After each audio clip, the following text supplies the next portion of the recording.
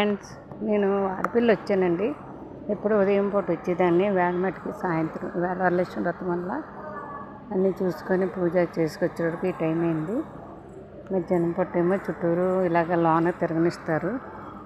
స్వామి గుడి ఇలాగ ఉంటుందండి. మీకు ఆల్రెడీ చూపిస్తారు జనం.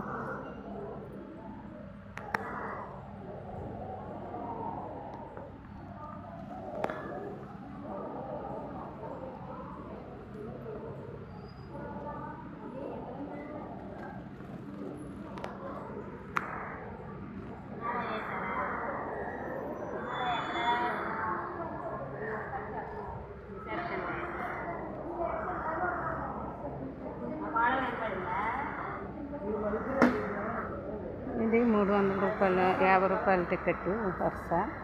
అస్సలు ఖాళీ ఉండదు. అదేమో ఆ పక్క నుంచి మట్టికి 1114, 200 రూపాయలు.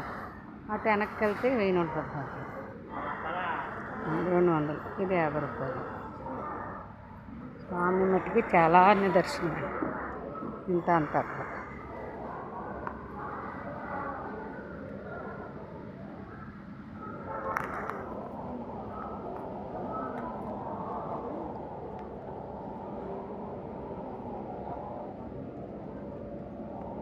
అది శివాలయం అండి. ఇక్కడ దర్శనం చేసుకొని మళ్ళీ శివాలయానికి వస్తాం. శివాలయం దర్శనం చేసుకుని ప్రస్తుతానికి మధ్యాహ్నం అయింది కదా, తలుపులు వేసేసారు.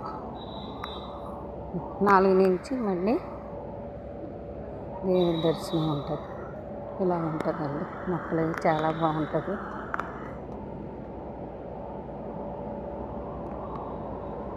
శివాలయం అండి.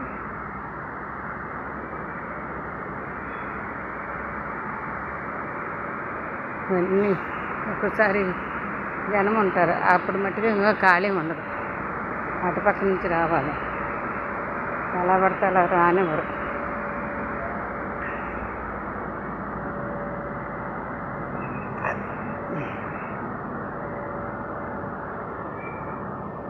అక్కడ విరాళాలు రాయించుకుంటారు. అన్నదానానికి మంచి ఇల్లు పడతారు సేవకులు. గుడి ఎదురుగుండా భోజనాలు పెడతారు, అన్నప్రసాదాలు.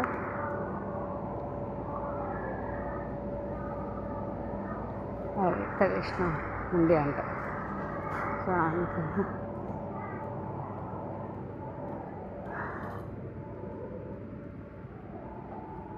వెంకటేశ్వర స్వామి ఇక్కడ కోరికలు కోరుకుంటే చక్కగా నెరవేరుతాయి స్వామి. ఇక్కడ అష్టోత్తరాలు అవి చేస్తాయి ఉదయం పూట. 7 గంటలకు ఒకటి, 8 గంటలకు ఒకటి, 9 గంటలకు ఒకటి కళ్యాణం ఏమో మండపం. అది లోన్ దర్శనం చేసుకొచ్చి స్వామి దగ్గర నుండి ఇలాగ ద్వారం. సెక్యూరిటీ గార్డులు వేసి కూర్చుంటారు. ఇది కళ్యాణాలు అవి చేసినప్పుడు మండపం.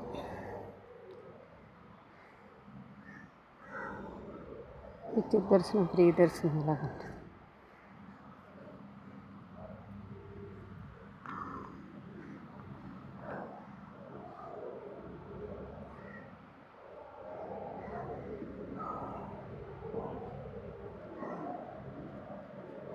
ఫ్రీ దర్శనం అక్కడి నుంచి ఉన్నిస్తారు స్వామికి.